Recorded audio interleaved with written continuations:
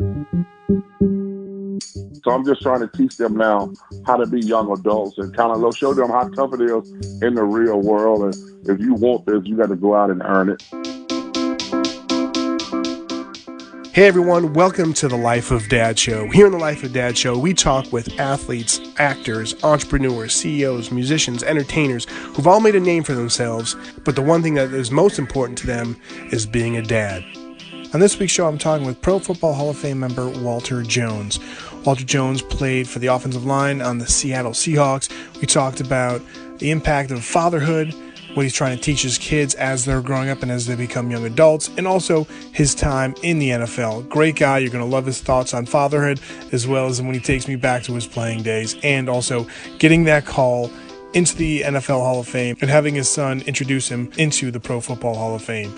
So let's get into it. Here's my interview with Walter Jones. Enjoy.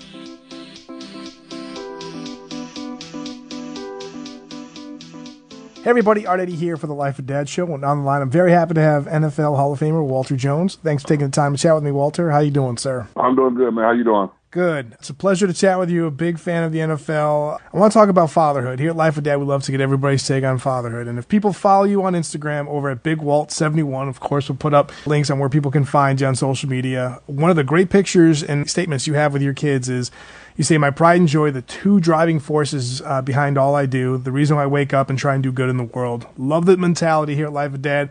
Talk about the mindset, how your mindset kind of changed once you became a dad, sir. It changed the mindset. You work so hard to get in the league, and then once you feel that you're having kids, then once you see those kids are born, you realize that they didn't ask to come into this world, so everything that you say or do reflects them or they want to be like. So from that standpoint, I just wanted to make sure that I'm setting the right example for them. So I try to put all my energy into trying to make sure that I'm setting the right example and trying to show them the way on how to be successful adults.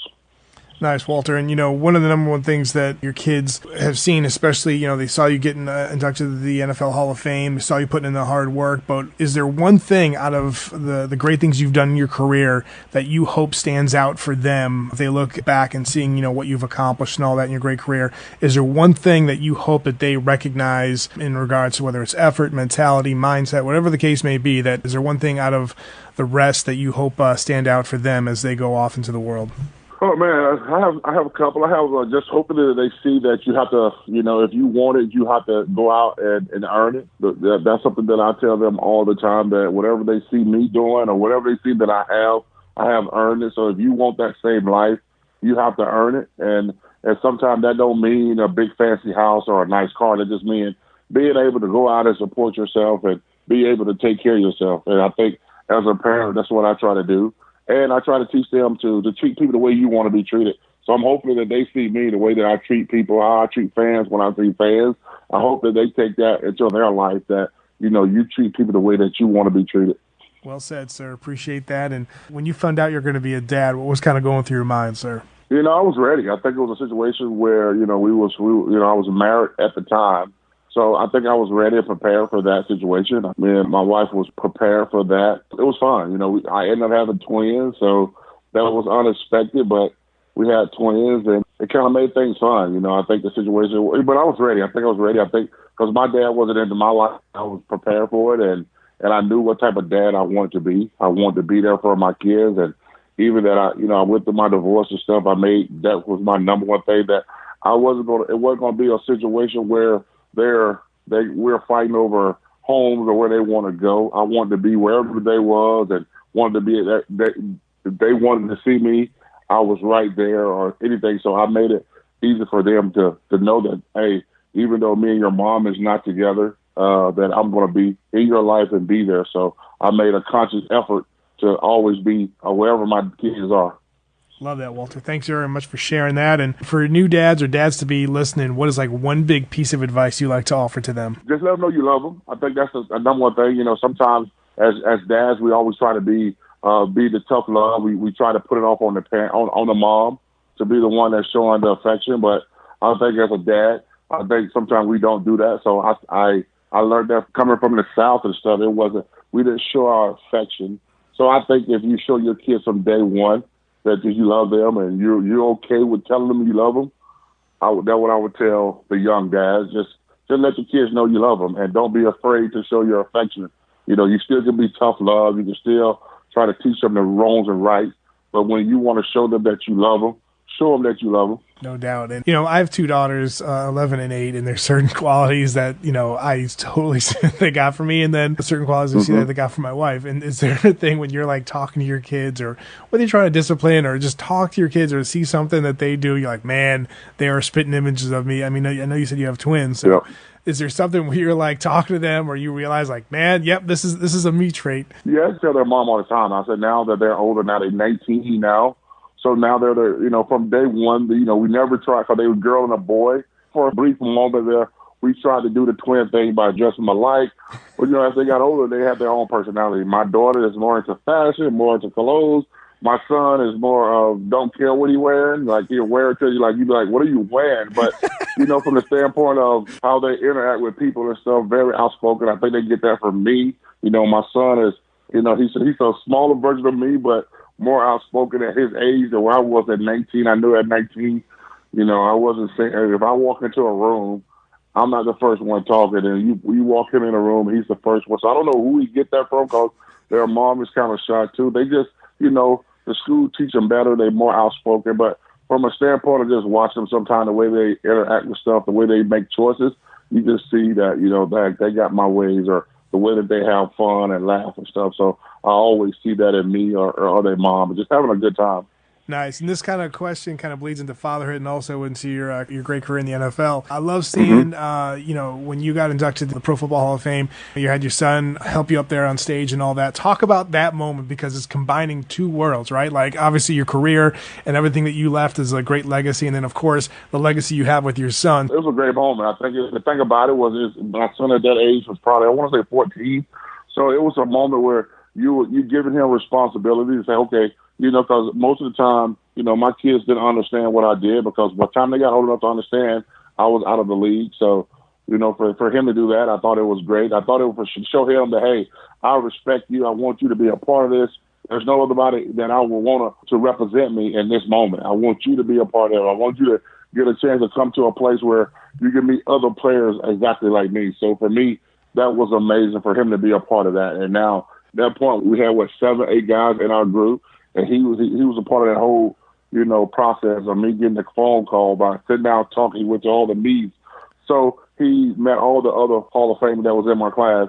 And now to this day, when he see those guys, he called them uncle. Hey, that's my uncle. That, because it's almost like you're building a brotherhood. So that's the way, and I never did tell him that to say that. Yeah. He did it on his own. So for me, that's special, because now you have a moment, to this day, he got it on his phone where I was getting a phone call and stuff like that. So for me, it's just amazing to have them in my life. And like my daughter is like almost spitting image, not a spitting image of me, but we relate more, watching TV stuff and watching stuff on TV, more like that. So me and her get on the phone and we can talk for hours about stuff that we watch on TV and stuff. So, I have a unique connection to both of them. So it's pretty amazing. Like I said, my son is 19 now. So the hard part about him is that, he's been a boy. So sometimes that's the hard for me, because as a parent for me now, I want them to make their own decisions, kind of figure out what they want to do in life. Like I tell them all the time, now you got to find out what your responsibilities are here. He went to school for a semester.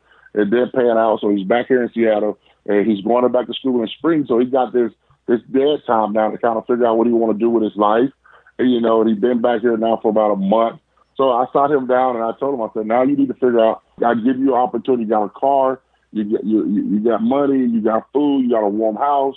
Now I need for you to start to figure out what are your responsibilities if you come home or anything like that. So I'm just trying to teach them now how to be young adults and kind of show them how tough it is in the real world. And if you want this, you got to go out and earn it. That is fantastic, Walter. Appreciate that. You mentioned, too, where your son recorded you getting that call for the Hall of Fame. Now more than ever, with social media and when more access, people see what's going on. I'm a big fan. Like my family and I grew up in Buffalo. We're big, fans of the NFL. And now more than ever, you kind of get that behind the scenes where like you have to wait in the hotel room and all that, and things are going on. Talk about when you finally got that, or a knock at the door instead of the call. I was going to say the call, but the knock at the door. Talk about what you were feeling and all of the hard work and everything came to fruition with you getting elected into the Pro Football Hall of Fame. Oh, it was tough, man. I think that's the hardest. I feel for those guys that don't get the call or get the knock on the door, because it's a stressful moment. You're there for the Super Bowl weekend, and the crazy thing about me is that the Seahawks was in the Super Bowl that same year that they won the Super Bowl was the year I got into the Hall of Fame. So, you're doing all the events around town because you're a part of the Seahawks and stuff. Yeah. But then they tell you now at 5 o'clock, from 5 o'clock to 6 o'clock, you might get this call. And, that whole time, talking to my son, I was just telling him, like, this is what's going to happen.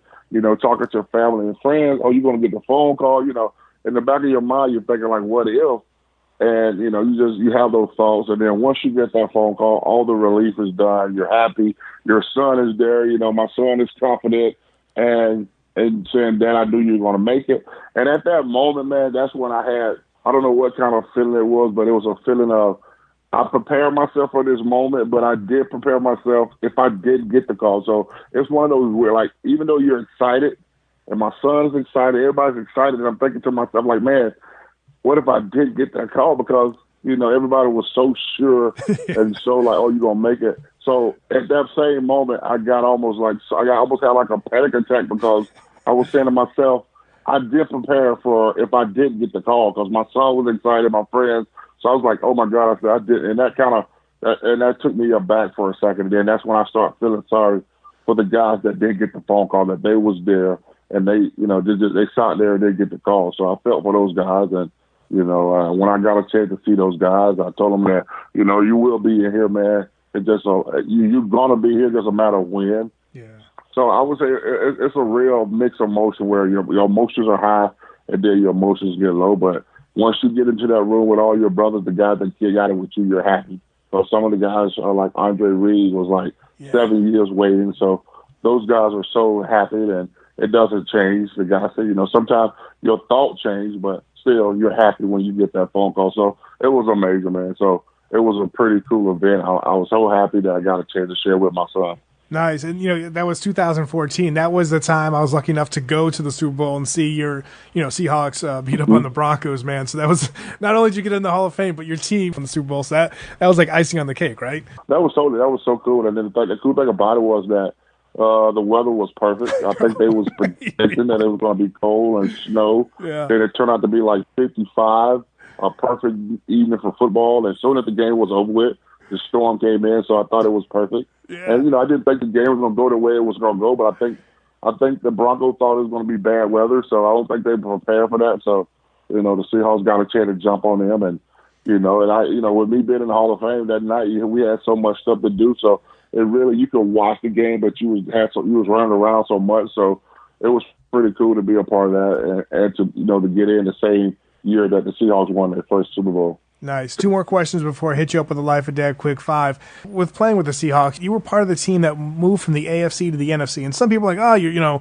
switching divisions, whatever. But, I mean, obviously playing against the Broncos and the Chargers and the Raiders, and then now going to the NFC and playing the Rams, the Cardinals, and the 49ers. Was there a huge transition for you and your teammates, or no? Or, does sometimes the media, like, maybe blow it out of proportion? What are your thoughts when you went from the AFC to the NFC? I think they blow it out of proportion. I think it's still football. You still have to play these teams. So I think you take the realignment and you try to figure out, how to win. I think for us, I think at that point in time of realigning, we was moving into our new stadium and stuff. So I thought it was great for us. So, I don't think it mattered who we was playing. I think we still would have the production of what we was doing, the way that the team collected. And we was being very consistent at those moments to get a shot to be the first team to get the team to the Super Bowl, but we didn't win it. But I still think it was a great moment when we transferred from the Kingdom to Husky Stadium into our new stadium. So that was pretty cool to kind of see that the fans stuck with the Seahawks and made that stadium one of the most toughest home field advantage to play in. Yeah, for sure. Last question before Life of Dad Quick 5. What is like the number one thing you miss from your playing days in the NFL? I would go with what everybody else say. I think you miss the camaraderie, being with players all the time. People don't understand that the majority of your time you're with players and majority of your time in the league, you with these guys, you build bonds, you build friendships, because you with them majority of every day of your life when you're in the league.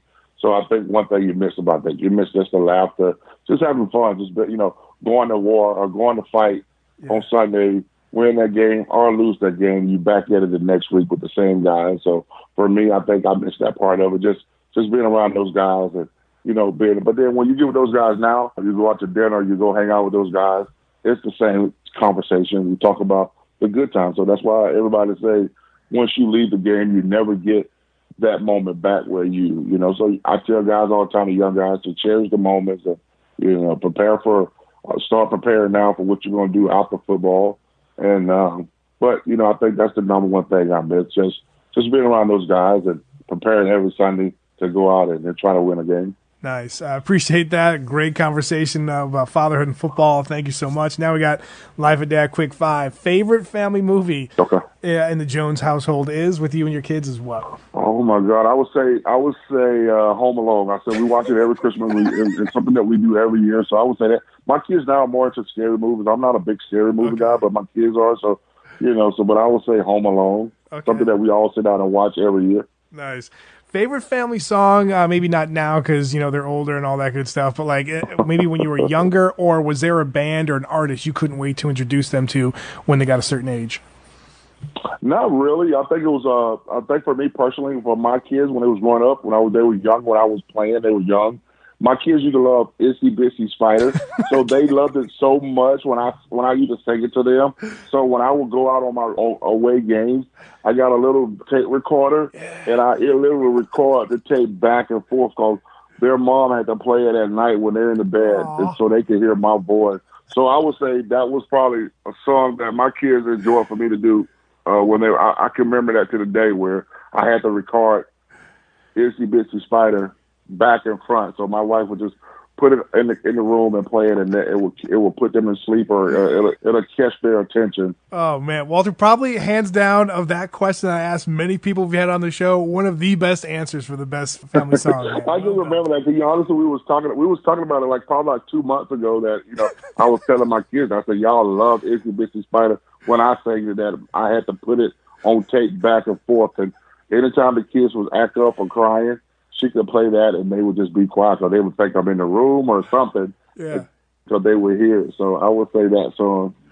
Too bad, like the technology back then, like you said, you had to keep on doing it. You could just if it was like an iPod, just like hit it, repeat over. And over no, again, now right? you can do it on an iPod, or now you can do. The videos are perfect now, so now you can do FaceTime. Now, like nowadays, I could have did FaceTime wherever I was at in the hotel, and nowadays you can make things feel like you're right there. So.